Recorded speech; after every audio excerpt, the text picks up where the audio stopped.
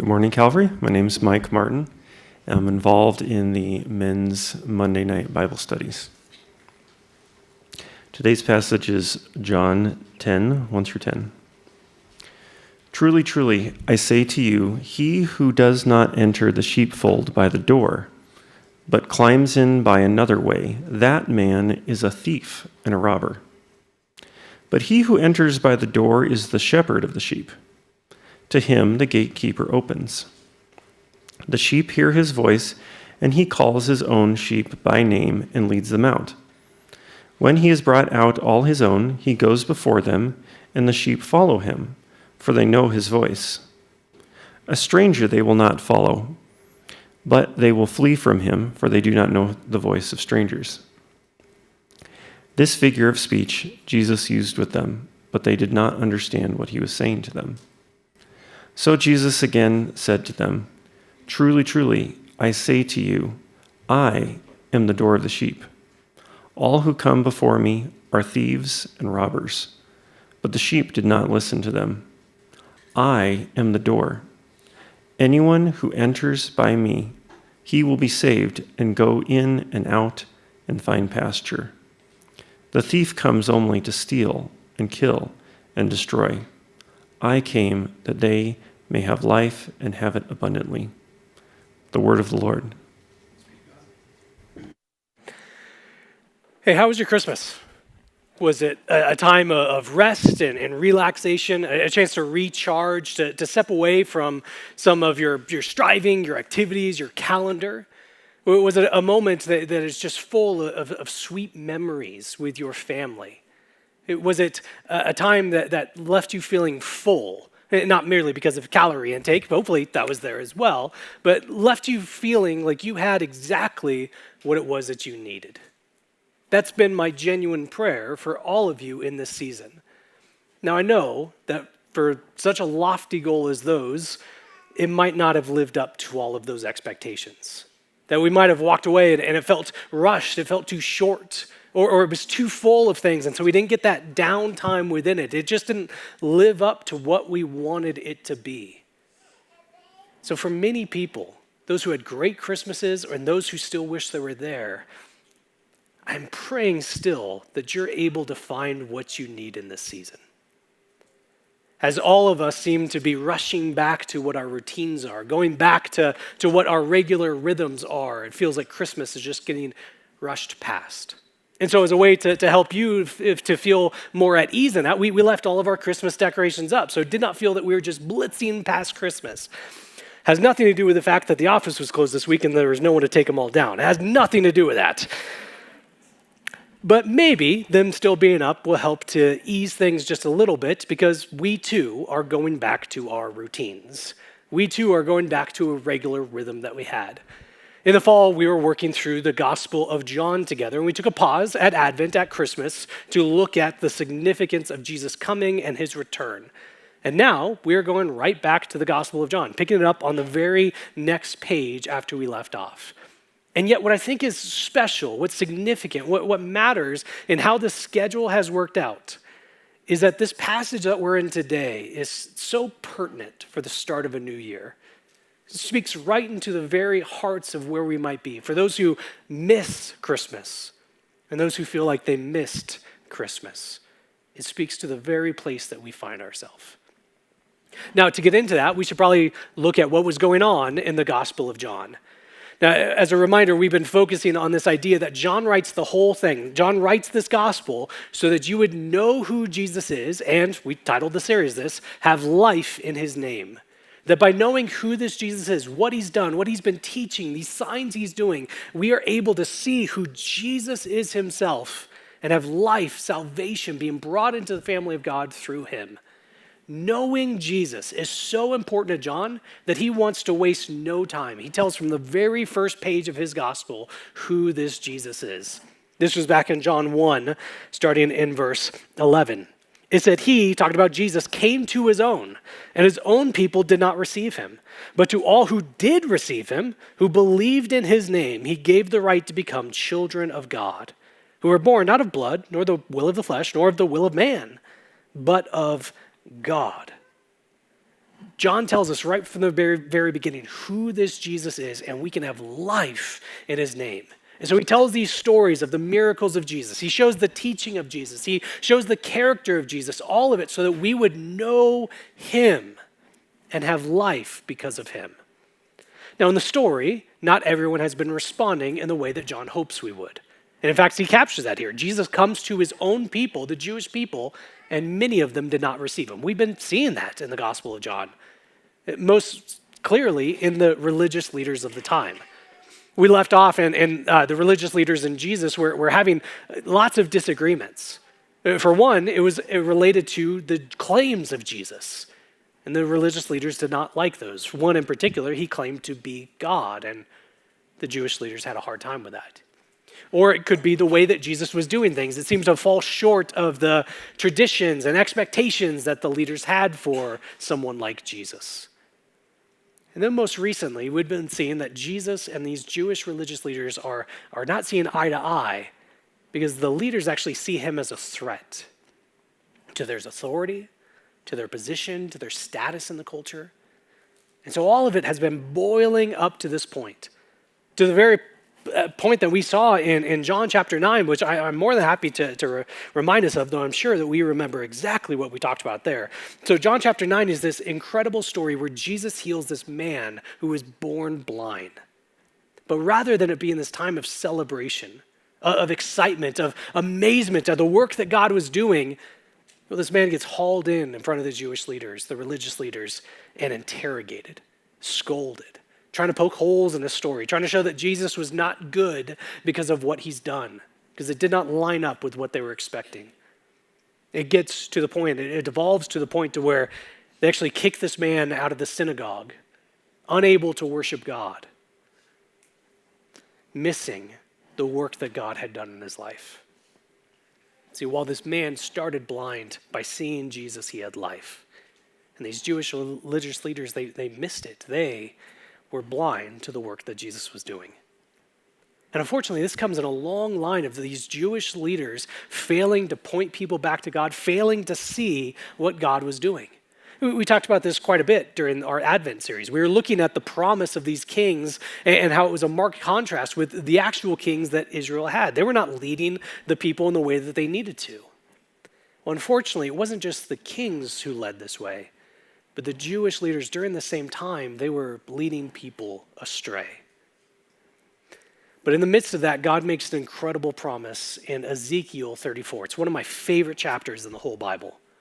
It speaks of these Jewish religious leaders as these shepherds who are meant to care for God's flock, to care for God's people. But rather than doing that, they've been feasting on the flock instead. They've been losing sheep. They've been caring more about their reputation, more about their name and their status to the detriment of God's people. All throughout this passage, God's people are referred to as sheep, as this flock, as beings that need near constant care and guidance and protection and love. And we might be wondering, why do I love this chapter so much? None of it sounds particularly good so far. The horror of how these religious leaders have been leading so poorly, the fact that God's people are called sheep, which doesn't quite feel so good, and then the fact that I have a memory, a very vivid memory of when I was in Bible school, reading through this passage in a class and just being mortified. This is what's possible when God's people lead poorly.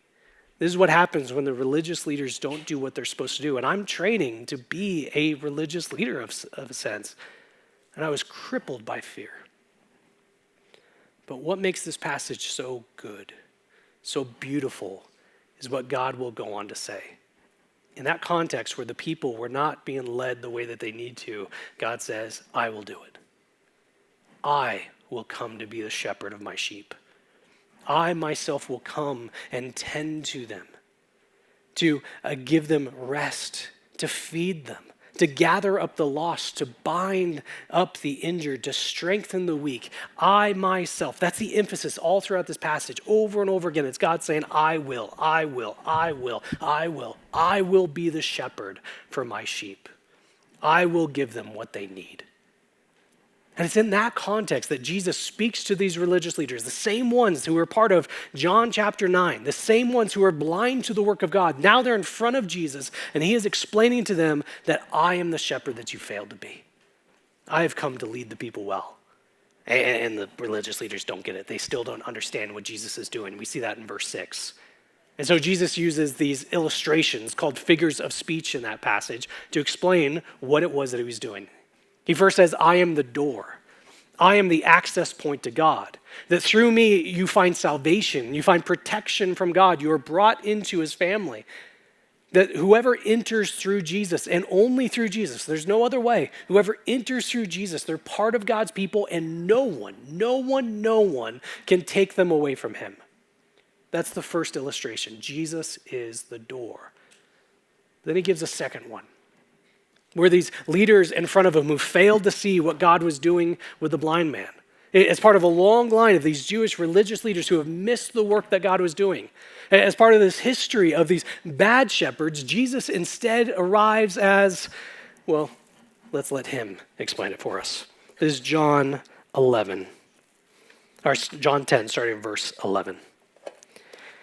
Jesus says, I am the good shepherd. The good shepherd lays down his life for the sheep. He who is a hired hand and not a shepherd, who does not own the sheep, well, sees a wolf coming and leaves the sheep and flees. The wolf snatches them and scatters them. He flees because he's a hired hand and cares nothing for the sheep. Jesus says, unlike these leaders who are here, I am the good shepherd. Now, obviously, that begs a question. Why is he a good shepherd? What is it that makes him different from these other leaders? How is Jesus a good shepherd? Well, he's a good shepherd because he leads. He leads God's people in the way that they're meant to. That's what the ultimate thing that these religious leaders were missing. They were not leading the people in the way God had called them to do.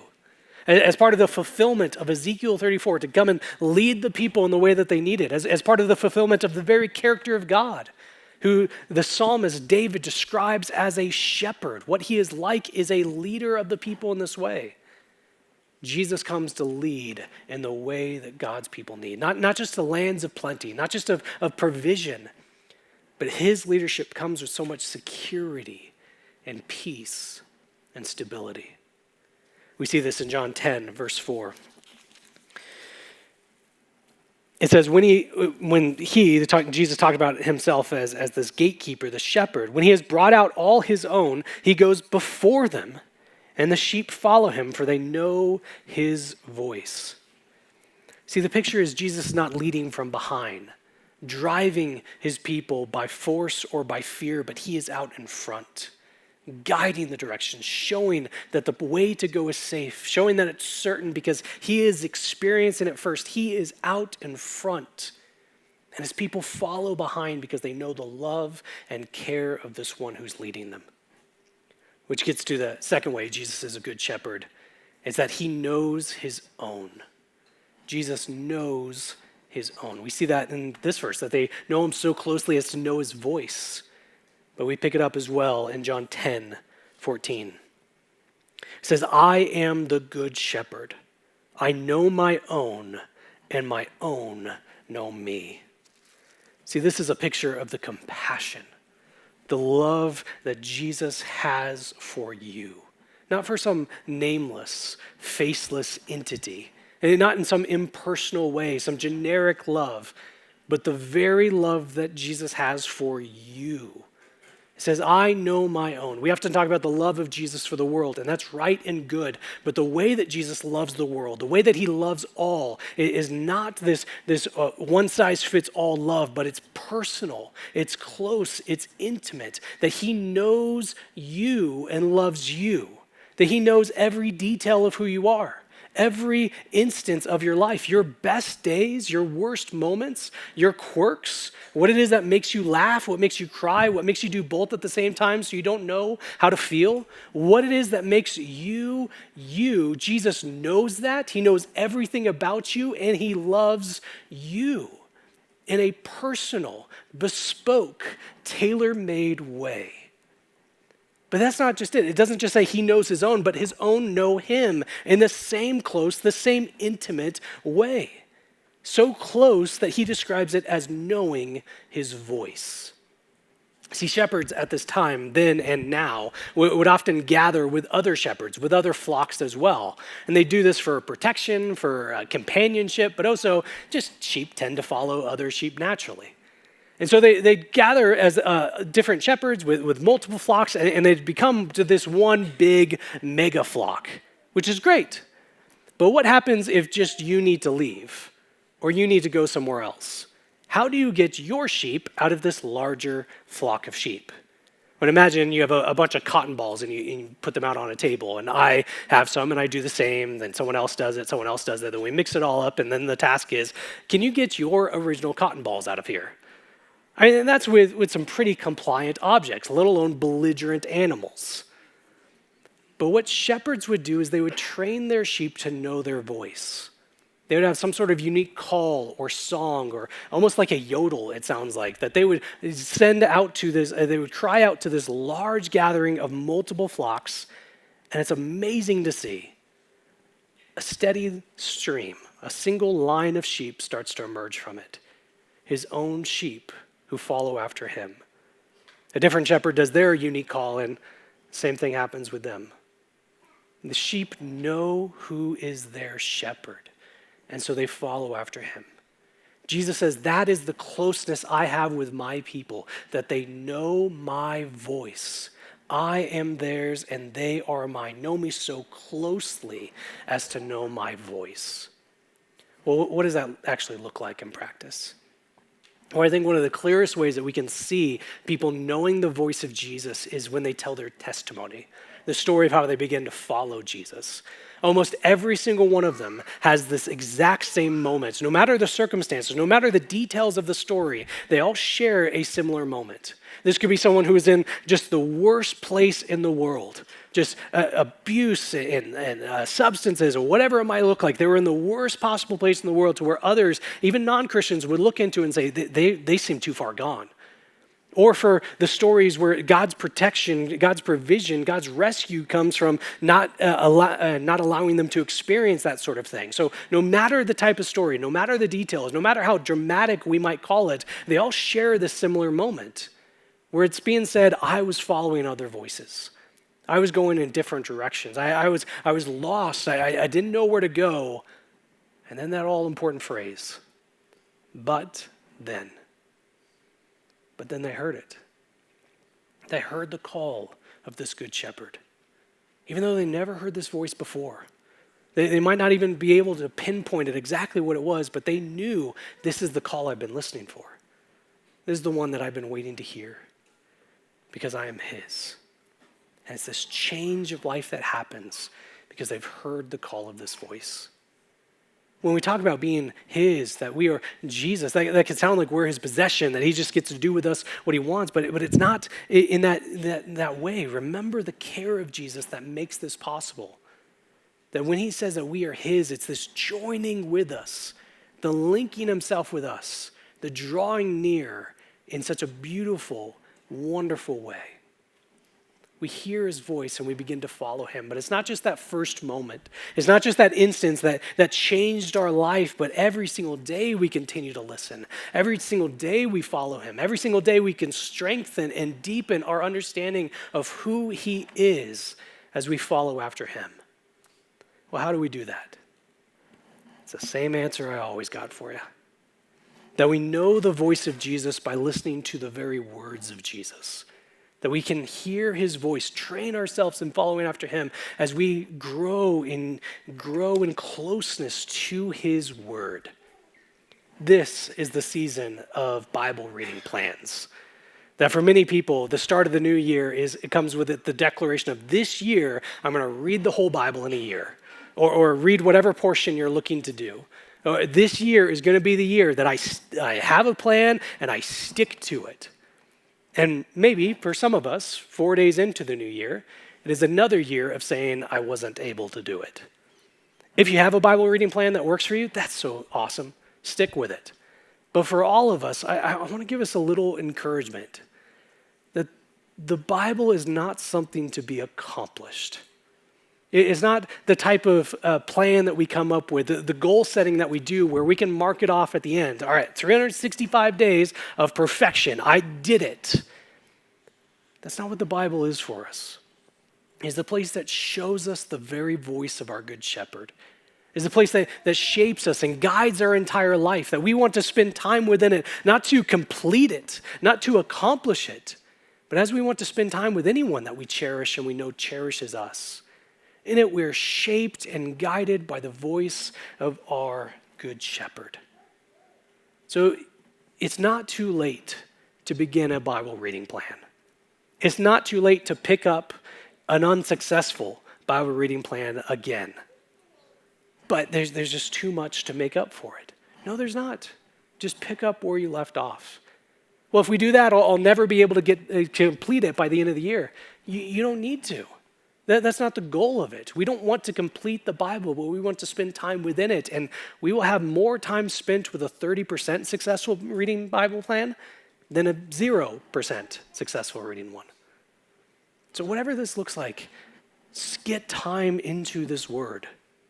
Now, I know one of the big barriers that we might have is the idea of catch-up work, that I missed a day, so now I have to read twice as much the next day. And this becomes all the more hard if we're doing like a Bible in a year plan, because that's 4 chapters or something like that. I have to read 8 chapters today, so we might miss the next one, and then it's 12, and then the next one it's 16, and then that's just insurmountable. I can't possibly do this. But the Bible is not about having catch-up work for us, but we read it enthusiastically because we are so caught up in the love of Jesus. Where do you start? Where would be a good place for you to begin to hear the voice of our Good Shepherd? Well, let me recommend to you page 1. That would be a great place. And in so doing, we want to be shaped and guided by the love of Jesus who is speaking to us through his word. Spending time to be consistent as much as we can, to read whatever we can that we can stick with it and know that in it God is speaking to those who are his. If you need a more rigid Bible reading plan, if having something that holds you accountable is helpful, that's awesome. By all means, stick with it. And you can find a variety of reading plans online. Find one that you can actually be consistent with. Just a small suggestion if you are still looking. One of the things that I've done in the past is the number just works out almost exactly to where there are the same number of weekdays, so Monday through Friday, same number of weekdays in a year as there are chapters in the New Testament. Read 1 chapter of the New Testament, Monday through Friday. And in a passage like that, in an amount like that, this allows you to go slow, to really listen within it. Not to read to accomplish, but to read to be guided. And if you miss a day, nothing is scheduled over the weekend. That's a day to get to it. If you miss multiple days and it feels like it's too much, just pick up where you left off and stick with it anew and afresh. Because we don't want to read to accomplish. We don't want to read to say that merely that we have done it, but we want to turn to our Good Shepherd who is leading us and guiding us and speaking to us through his voice, through his word. All right, let me get back to the text. Jesus is a good shepherd, third, because he has authority. Jesus has authority.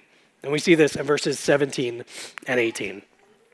It says, "For this reason the Father loves me, because I lay down my life that I may take it up again. No one takes it from me, but I lay it down of my own accord. I have authority to lay it down, and I have authority to take it up again. This charge I have received from my Father." See, Jesus has the authority to do all that he promises, that he offers certainty. He's not just saying these things because they're nice to hear. He's not saying these things to a massive following, but he's saying these things because he can truly do them, because they are true, that he has authority. Unlike these other leaders who can try to doubt him, who can question him, who can try to reject what it is that he's saying to them. Jesus has the authority Jesus has the authority that they do not have, an authority that comes from God. Every promise Jesus makes in this chapter, in John 10, every promise here and elsewhere, he will keep because he has the ability to. He is that fulfillment of Ezekiel 34. He is God himself who has come to shepherd his sheep. He has come to be with his flock. And that gets to the final thing that I have as to how Jesus is a good shepherd. Jesus is a good shepherd because he lays down his life. That we talk about how Jesus is this gate. He is the access point to God. He is how we receive salvation and how we receive being part of the family of God, how we receive this presence that we're always meant to have. Well, the way that we do that, the way that we receive it, the way that we enter through him is because he lays down his life for us. This, more than anything else, is what makes Jesus a good shepherd. And that's emphasized by the fact that he says so about 5 times in this one passage alone. Over and over again, he wants to make it clear, I am laying down my life for the sheep. I am laying down my life for the sheep. I am laying down my life for the sheep. I am laying down my life for the sheep. One more time. I'm laying down my life for the sheep. See, Jesus is different from these other leaders who care more about their own authority, like we saw in John chapter 9, or building themselves up like we see throughout the Old Testament. Jesus describes these leaders as more like hired hands. They don't care about the sheep. They're not theirs. And without any love for the sheep, without any sort of buy-in, well, at the very first sign of danger, they'll flee. They're not their sheep. Why should they care? Why should they put their life at stake? But that's not the case with Jesus. He is the good shepherd who lays down his life for his sheep. See, this is why it matters that he leads his people. He's not removed. He's not absent from the struggles that you and I might go through. He's not hiding out in the back just to see how are things going to go. No, he goes before you. He is leading the way. He knows everything that you will go through before you do because he's out in front of you showing the way to go by his leading. This is why it matters that we are his own, that he knows us. We've not been left to our own devices. We've not been left to wander and to wonder in this world, but he has shown us because he knows us. He's joined to us and us to him. This means he knows who we are through and through, knows absolutely everything that we would need, and he gives that to us because he's the only one capable, only one able, only one willing to provide for that, and he does. This is why it matters that he has the authority. He's not just interested in helping, but he actually does do it. He's not just loving, but he demonstrates that love to you. He's not just able to provide salvation, but he's the only possible place to do so, and he does. Jesus is the good shepherd, God himself, who has come to rescue his people by laying down his life for them. Jesus, the good shepherd who knows his own, calls each by their own voice. That is why he goes to the cross. That is why he lays down his life, because of you, knowing you, loving you, knowing what you need. He goes to provide exactly that by going to the cross. By his very last breath, it's as if a whisper of your name, knowing what you needed, knowing what he could do, and doing exactly that for you. That is what makes him a good shepherd. His great love for you so greatly demonstrated that the God of the universe shows his care, his personal, deep, and intimate love for you that he lays down his life for you. He is no hired hand. He's not one to run off at the very first sign of danger, but he endured the worst of humanity to bring about the best for humanity. Jesus is the good shepherd. I asked you at the beginning how your Christmas was, and I do genuinely want to know.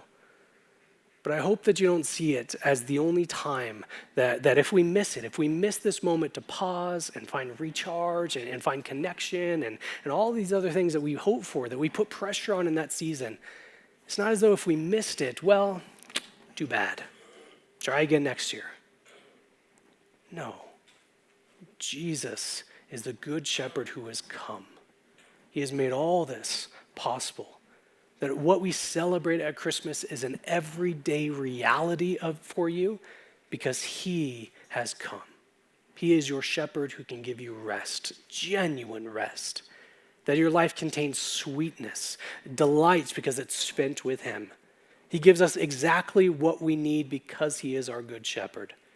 The one who cares for you, who knows his people, who has all authority, laid down his life for you. So because of that, all those words that we hold dear at Christmas, that we talk about, that make us feel happy, that feels good. Like, yes, we get to focus on these things here. All those words like peace and hope and love and mercy and joy.